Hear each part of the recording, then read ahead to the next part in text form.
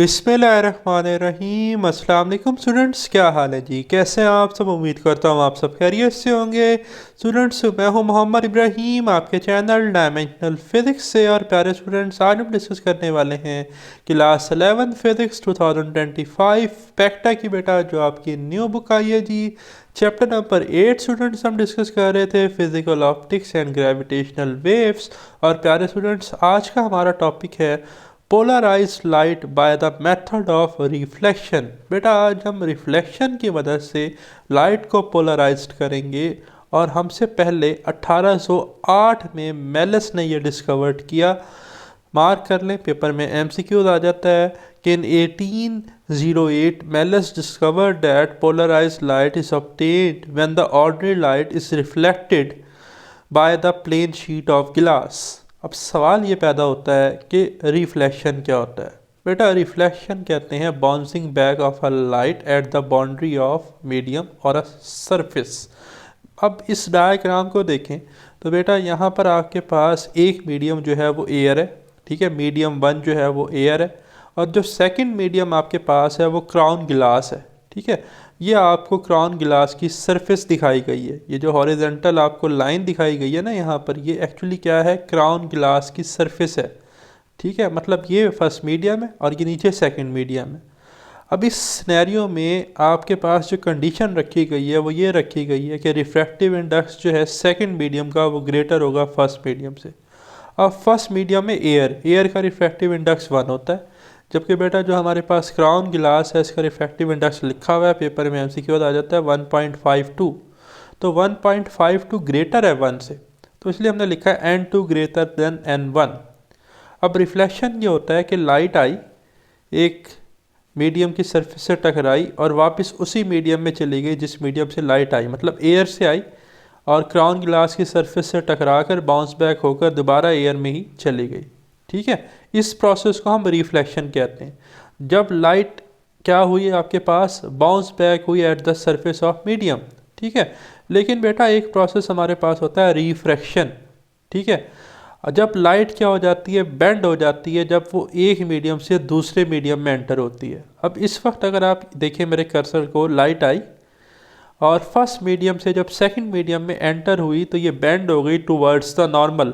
और हमने रिफ्रैक्शन में पढ़ा था कि लाइट जब रेयर से डेंसर मीडियम में एंटर होती है तो ये टूवर्ड्स द नॉर्मल क्या होती है बेटा? बेंड हो जाती है, ठीक है। तो इस प्रोसेस को हम क्या कहते हैं? Bending of light from one medium to another medium is called refraction. तो इस डायग्राम में दो प्रोसेस दिखाए गए हैं। एक लाइट आई टकरा के उसी मीडियम में वापस चली गई, रिफ्लेक्शन। एक लाइट आई पहले मीडियम से दूसरे मीडियम में गई लेकिन थोड़ी सी बेंड हो गई टूवर्ड्स द नॉर्मल, रिफ्रैक्शन की वजह से, ठीक है। अब मेलस ने 1808 में क्या डिस्कवर किया कि उसे पोलराइज्ड लाइट मिली। किस लाइट से? ऑर्डिनरी लाइट से। जब ऑर्डिनरी लाइट जो है वो रिफ्लेक्ट हुई plane sheet of crown glass. अब जो यहाँ पर इंपॉर्टेंट पॉइंट है वो है ऑर्डिनरी लाइट। ऑर्डिनरी लाइट बेटा अनपोलराइज्ड लाइट होती है, ठीक है। देखिए इंसिडेंट अनपोलराइज्ड लाइट को यहाँ पर ऑर्डिनरी लाइट लिया गया है, जिसमें जो आपके पास रैंडम प्लेन ऑफ वाइब्रेशन है, इलेक्ट्रिक फील्ड की जो डायरेक्शन है वो हर तरफ है, ठीक है। इलेक्ट्रिक फील्ड वेक्टर हर डायरेक्शन में प्रोपिगेट कर रहा है। जबकि हमने पढ़ा था कि पोलराइज्ड लाइट वो होती है जिसमें हमारे पास सिंगल प्लेन ऑफ वाइब्रेशन हो, ठीक है। एक ही प्लेन और इलेक्ट्रिक फील्ड वेक्टर का। यहाँ तो बहुत सारे आपके पास प्लेन है इलेक्ट्रिक फील्ड वेक्टर के, तो ये है अनपोलराइज्ड लाइट। अब जब ये अनपोलराइज्ड लाइट बेटा एयर से आती है, यहाँ पर लेट से कोई बल्ब है, लैंप है या सनलाइट है, सूरज भी हो सकता है। तो जब ये अनपोलराइज्ड लाइट आती है एयर से होती हुई और क्राउन ग्लास की सरफेस पर टकराती है तो इसका कुछ पोर्शन जो है बेटा वो क्या होता है? रिफ्लेक्ट बैक, रिफ्लेक्शन का प्रोसेस होता है। अब शुरू में जो रिफ्लेक्शन हमें मिलती है वो पार्शली पोलराइज्ड लाइट होती है, मतलब वो फुली पोलराइज्ड नहीं होती, ठीक है। पार्शली क्या होती है? Polarized light. और कुछ बेटा लाइट का पोर्शन क्या होता है? रिफ्रैक्शन का प्रोसेस होता है जब लाइट एक मीडियम से दूसरे मीडियम में एंटर होती है और ये बेंड हो जाती है टूवर्ड्स नॉर्मल, ठीक है। तो यहाँ पर जो हमें लाइट मिलती है वो रिफ्रैक्टेड लाइट है। ये रिफ्लेक्टेड लाइट है, ये कौन सी लाइट है? Refracted light. तो ये हमारे पास जो है पार्शली रिफ्रैक्टेड लाइट होती है। अब मेलस ने ऑब्जर्व किया कि जब आपने इंसिडेंट अनपोलराइज लाइट को एक ख़ास एंगल पर लेकर गए, यह एंगल बढ़ाते बढ़ाते एक ख़ास एंगल आ गया क्राउन ग्लास के लिए 57 डिग्री, और उस 57 डिग्री पर कंडीशन ये थी कि जो आपके पास रिफ्लेक्टेड लाइट थी और रिफ्रैक्टेड लाइट थी, इनके दरमियान एंगल 90 डिग्री था। क्या कहा मैंने कि मेलस ने ये ऑब्ज़र्व किया कि जब उसने लाइट को इंसिडेंट किया, ठीक है, तो इंसिडेंट एंगल था आई, जिसे हम कहते हैं इंसिडेंट एंगल, वो कितना हुआ 57 डिग्री, और तब आपके पास जो रिफ्लेक्टेड लाइट थी और रिफ्रैक्टेड लाइट थी उसके दरमियान एंगल 90 डिग्री था। तो तब यहाँ पर जो लाइट रिफ्लेक्ट होकर हमें मिल रही थी, रिफ्लेक्टेड लाइट, वो प्लेन पोलराइज लाइट थी। किस एंगल पर? 57 डिग्री पर, ठीक है। और ये 57 डिग्री एंगल जो है, इसे हम एंगल ऑफ पोलराइजेशन भी कहते हैं। तो आप देखें I is equal to theta P लिखा हुआ, theta P is the angle of polarization. और हमने पढ़ा था for reflection incident angle is equal to reflected angle. तो अगर ये थीटा पी है तो ये एंगल भी कितना होगा जो रिफ्लेक्टेड रे बनाएगी, थीटा पी। जबकि ये जो रिफ्रैक्टेड रे, रिफ्रैक्शन की वजह से एंगल बन रहा है, ये बेटा आपके पास थीटा आर है, एंगल ऑफ रिफ्रैक्शन, ठीक है। अच्छा, अब ये बात आप याद रखेंगे कि क्या हुआ जब मेलस ने ऑब्जर्व किया कि क्राउन ग्लास की सरफेस से जब अनपोलराइज लाइट टकराई 57 डिग्री पोलराइजेशन एंगल पर, तो जो रिफ्लेक्टेड लाइट थी वो क्या थी, वो हमें मिली बिल्कुल प्लेन पोलराइज लाइट। और हमने इसे चेक कैसे किया? पोलराइड रख के। हमने सामने पोलराइड रखा, तो जो ही हमने पोलराइड को रोटेट किया तो लाइट डिम होना शुरू हो गई, और जैसे ही पोलराइड बिल्कुल परपेंडिकुलर हो गया रिफ्लेक्टेड लाइट की, तो भी कोई लाइट यहाँ पर दिखाई नहीं दी गई, लाइट बिल्कुल क्या हो गई, डिम हो गई। तो इसका मतलब जो हमें लाइट मिली, ये इस बात का सबूत था कि लाइट की इंटेंसिटी कम हुई पोलराइड को रोटेट करने से, कि हमें प्लेन पोलराइज लाइट मिली। देखिए यहाँ पर लिखा हुआ है प्लेन पोलराइज लाइट, लेकिन ये कब मिली? जब आपका थीटा पी जो है वो कितना था क्राउन ग्लास के लिए, 57 डिग्री, ठीक है बेटा।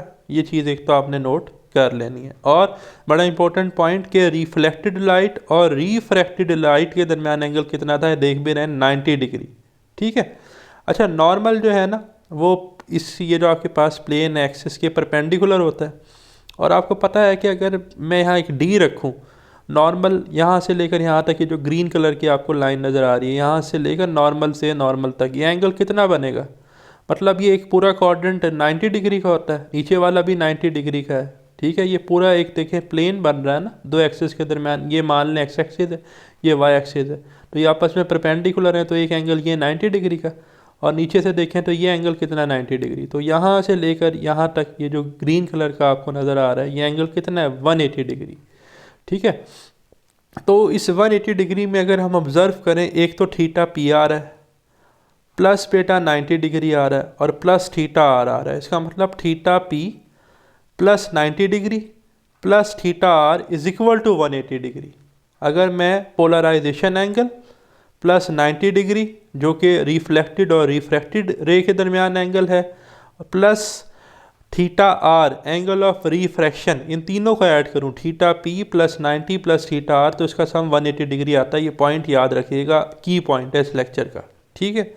तो देखें जी, if the reflected light is viewed through a Polaroid which is slowly rotated about the line of VN. क्या कहता है कि जब हमने रिफ्लेक्टेड, यानी कि मेलस ने रिफ्लेक्टेड लाइट को ऑब्जर्व किया पोलराइड से, पोलराइजर से, और उसको स्लोली रोटेट किया, the light is practically extinguish at one position of the polaroid. जैसे ही जो है वो प्लेन ऑफ वाइब्रेशन के, अब जो आपकी लाइट थी वो प्लेन पोलराइज थी, जैसे ही पोलराइड उसके परपेंडिकुलर हुआ, ठीक है, तो लाइट एक्सटिंग्विश हो गई। एक्सटिंग्विश का मतलब है कि ख़त्म हो गई, डिम हो गई, ठीक है। इससे ये बात प्रूफ हो गई कि लाइट यहाँ पर प्लेन पोलराइज लाइट है। The most suitable angle of incidence is about 57 degree for glass. अच्छा, ये जो एंगल है ना 57 डिग्री, जिसे हमने थीटा पी कहा, एंगल ऑफ पोलराइजेशन या इंसिडेंट एंगल, ये गिलास के लिए है सिर्फ, ठीक है, ये मार्क कर लीजिएगा। For which the reflected ray become plane polarized, ठीक है जी। अब इस एंगल पे मैंने कहा कि जो आपकी रिफ्लेक्टेड रे थी वो क्या बन गई, पोलराइज्ड हो गई, plane polarized, as illustrated by ray diagram figure 8.6, वो मैंने ऑलरेडी बात कर दी। This proves that the light reflected by glass is practically plane polarize. तो इस बात से प्रूव हो गया कि जो लाइट रिफ्लेक्ट हुई बेटा गिलास से, क्राउन गिलास से, वो प्लेन पोलराइज लाइट थी। ठीक है। Light reflected from the surface of a table becomes darker when viewed through a rotated Polaroid. ये बात मैंने शुरू में की कि जब हमने पोलराइड को रोटेट करना शुरू किया ना तो लाइट डिम होना शुरू हो गई। तो यहाँ पर उसने लिखा है कि डार्कर होना शुरू हो गई, मतलब उसकी इंटेंसिटी कम होना शुरू हो गई। Showing that the partially plane polarize का मतलब है कि लाइट जो है वो पार्शली प्लेन पोलराइज्ड होना शुरू हो गई जो जो हम उसको क्या करते जा रहे हैं, रोटेट करते जा रहे हैं। ठीक है। अब यहाँ पर एक बड़ा इंपॉर्टेंट लॉ भी है जिसे हम कहते हैं ब्रेस्टर लॉ। ब्रेस्टर लॉ जो है जी, इसमें ब्रेस्टर एंगल हम पढ़ते हैं जो कि इंपॉर्टेंट है थीटा बी। और मज़े की बात, ये जो थीटा पी है, ठीक है, इसी को ही हम बेटा क्या कहते हैं, इसी को ही हम कहते हैं ब्रेस्टर एंगल। ठीक है। हम थीटा पी को ही थीटा बी लिखते हैं, ये मैंने एंड में लिखा हुआ भी है। ठीक है कि थीटा पी, कर्सर मेरा कहाँ गया जी, कर्सर आ जाए भाई, ये आ गया जी, theta P is equal to theta B. ठीक है। तो कैसे आया ये सारा अभी हम ज़रा देख लेते हैं। तो देखें, Brewster law, the particular angle of incident on a transparent medium when the reflected light is almost plane polarized is called polarizing angle. ठीक है भाई, पोलराइजिंग एंगल को ही हम क्या कहते हैं, ब्रेस्टर एंगल। ठीक है। ऐसा एंगल जिस पर जो आपके पास इंसिडेंट लाइट थी जब वो रिफ्लेक्ट हुई तो वो क्या हो गई, प्लेन पोलराइज लाइट में तब्दील हो गई, उस एंगल को हम कहते हैं पोलराइजिंग एंगल थीटा पी, या उसे हम क्या कहते हैं, ब्रेस्टर एंगल। ठीक है। Let a beam of unpolarized light be made incident on the surface of medium 2, जैसा कि यहाँ पर दिखाया गया है कि एक अनपोलराइज्ड लाइट आई और ये जो आपके पास मीडियम 2 का सरफेस है, क्राउन गिलास, उसकी सरफेस से टकराई और टकरा कर आपको प्लेन पोलराइज्ड लाइट मिली जब आपके पास इंसिडेंस पोलराइजिंग एंगल जो है वो 57 डिग्री था। ठीक है। shown in figure 8.6, if the reflected beam of light is almost plane polarized, the reflected and refracted beams are right angle to each other। ये बात मैंने शुरू में की थी कि जब आपके पास पोलराइजिंग एंगल 57 डिग्री था गिलास के लिए, आपको यहाँ पर रिफ्लेक्टेड लाइट मिली प्लेन पोलराइज लाइट, तो तब बेटा रिफ्लेक्टेड लाइट और रिफ्रैक्टेड लाइट के दरमियान एंगल कितना था, 90 डिग्री। ठीक है। परपेंडिकुलर थे एक दूसरे के, ये बात यहाँ पर उसने लिखी है, at right angle to each other का मतलब है 90 डिग्री। तो तब जो आपका इंसिडेंट एंगल था वो पोलराइजिंग एंगल था थीटा पी। अब ये जो बात मैंने बेटा आपसे की थी कि polarizing angle theta P plus 90 degree plus refracted angle theta R, इन सब का सम कितना है, 180 डिग्री। दोबारा देख लें, थीटा पी यहाँ से यहाँ तक 90 और ये थीटा आर, यानी कि theta P plus 90 plus theta R, ये सारा ग्रीन कलर का आप देख रहे हैं 180 डिग्री है। दो कोऑर्डिनेट के दरमियान एंगल 180 डिग्री होता है। ठीक है। तो देखें यहाँ से हमने ये बात लिखी जो आपको यहाँ पर नज़र आ रही है कि theta P plus 90 degree plus theta R is equal to 180 degree. ठीक है जी। अब भाई आपने करना ये है, ये जो 90 डिग्री है ना इसको इधर ले जाएं, तो theta P plus theta R is equal to 180 degree minus 90 degree. तो 180 माइनस 90 कितना होता है भाई, 90 डिग्री। इसका मतलब जो थीटा पी पोलराइजिंग एंगल है और रिफ्रैक्टेड एंगल है उनका सम 90 डिग्री है। तो यहाँ पर इसलिए लिखा गया thus theta P plus theta R is equal to 90 degree. तो बेटा थीटा आर रिफ्रैक्टेड एंगल हमारे पास कितना होगा, सिंपली थीटा पी को इधर जाके माइनस कर दें तो 90 डिग्री माइनस थीटा पी। अब हमने यहाँ पर यूज़ करनी है स्नेल्स लॉ। स्नेल्स लॉ क्या होती है, स्नेल्स लॉ आपके पास होती है n1 sine theta 1 is equal to n2 sine theta 2। अब n1 फर्स्ट का रिफ्रैक्टिव इंडेक्स और साइन थीटा 1 है polarizing angle theta p is equal to n2 और साइन थीटा 2 है रिफ्रैक्टेड एंगल थीटा r। तो ये बन गया n1 sine theta p is equal to n2 sine theta r। अब बेटा जो हमने थीटा r की वैल्यू कैलकुलेट किया ना 90 माइनस थीटा p, वो यहाँ पुट कर देंगे। ठीक है। तो ये बनेगा n1 sine theta p is equal to n2 sine 90 degree minus theta p। ठीक है जी। अब यहाँ पर ना टिग्नोमेट्रिक आइडेंटिटी भी आप यूज़ कर सकते हैं, ठीक है। और यहाँ पर डिफरेंट रूल्स हैं टिग्नोमेट्रिक के। एक तो आप फार्मूला पढ़ते हैं sine alpha minus beta, sine alpha cos beta minus cos alpha sine beta. अगर आप उससे इसको ओपन करके देखें ना, जो मैथ्स के स्टूडेंट हैं, तो ये साइन कॉस थीटा में कन्वर्ट हो जाता है। दूसरा तरीका ये है कि 90 डिग्री जो है ना, ये पाई/2 रेडियन के बराबर होता है, और पाई/2 के साथ 1 है, ऑड मल्टीपल ऑफ पाई/2 है, तो चेंज आता है, साइन फंक्शन चेंज होगा कॉस फंक्शन में, ठीक है। -90 है, 90 माइनस थीटा मतलब फर्स्ट क्वाड्रेंट, और फर्स्ट क्वाड्रेंट में सारे पॉजिटिव होते हैं, तो ये बन जाएगा कॉस थीटा। अब आसान लफ्ज़ों में जो बायो के स्टूडेंट हैं उन्हें मैं ही कहूँगा आप इतना याद रख लें कि sine 90 minus theta cos theta के बराबर होता है, बात ही ख़त्म हो गई। समझ रहे हैं? जो मैथ वाले हैं वो मेरी बातें समझ गए होंगे। तो sine 90 degree minus theta is equal to cos theta. तो n1 sine theta p is equal to n2, और साइन 90 माइनस थीटा p क्या बन गया, कॉस थीटा p, ठीक है जी। तो अब हम sine theta over cos theta बना लेते हैं, कॉस थीटा इधर जाके डिवाइड हो गया, और n1 इधर जाके डिवाइड हो गया n2 से। तो sine theta p over cos theta p is equal to n2 over n1। तो साइन ओवर कॉस बेटा हमारे पास बनता है टेन थीटा, तो tan theta p is equal to n2 over n1। और मैंने आपको बताया था एयर के लिए जो रिफ्रैक्टिव इंडेक्स है n1 वो 1 होता है, तो टेन थीटा जो है वो आ जाएगा n2 के बराबर, ठीक है। और थीटा p जो मैंने कहा था एंगल ऑफ पोलराइजेशन है, इसे ही हम ब्रेस्टर एंगल कहते हैं, तो इसको हम थीटा p की जगह थीटा b भी लिख सकते हैं। तो tan theta b is equal to n2 की जगह n लिख लें, थीटा p को मैंने थीटा b से रिप्लेस कर लिया, n2 को मैंने n से रिप्लेस कर दिया, और n1 एयर के लिए 1 होता है, तो ये इक्वेशन बन गई tan theta b is equal to n, और इसे ही हम कहते हैं ब्रेस्टर लॉ, ठीक है जी। This equation is known as Brewster law. इस इक्वेशन को या इस इक्वेशन को एक ही बात है ये, ठीक है। Tan theta p is equal to n2 over n1।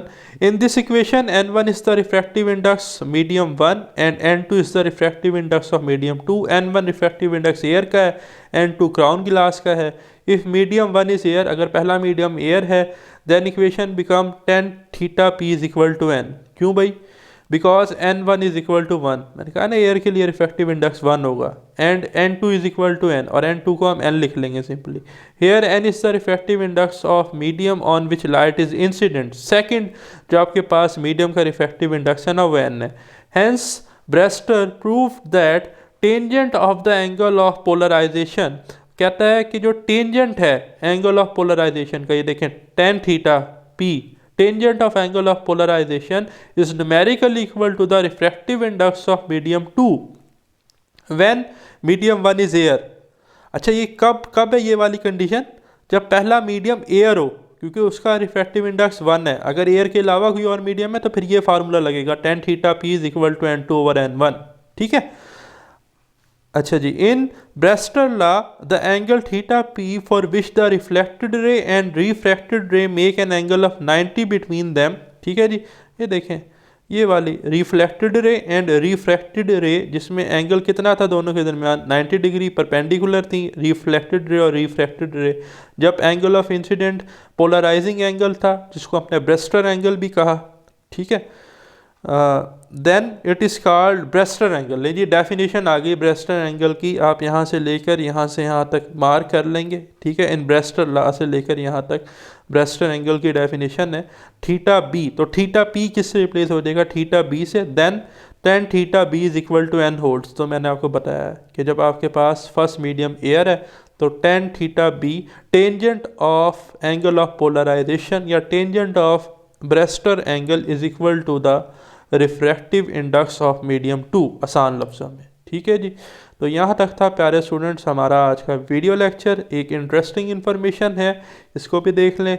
Malus law is used to study the polarization of light. Malus law जो है ना जी, ये पोलराइजेशन ऑफ लाइट को डिस्कस करने के लिए हम पढ़ते हैं, स्पेशली इन बायोलॉजिकल सिस्टम जिनमें हम पोलराइजेशन देखते हैं लाइट की by cell membrane. Cell membrane से जो पोलराइजेशन होती है ना लाइट की, वो हम देखते हैं। तो ये सेल मेम्ब्रेन वाला पोर्शन पेपर में एमसीक्यूज आ सकता है।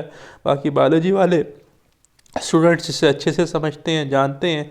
तो फिज़िक्स में खैर इसकी कोई इतनी ख़ास इंपॉर्टेंस नहीं है फ़िलहाल आज के लेक्चर के लिए।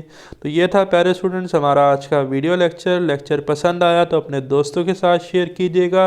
अल्लाह ताला आपको बरकत और कामयाबी अता फ़रमाए। अपना ख्याल रखिएगा। खुदा हाफिज़।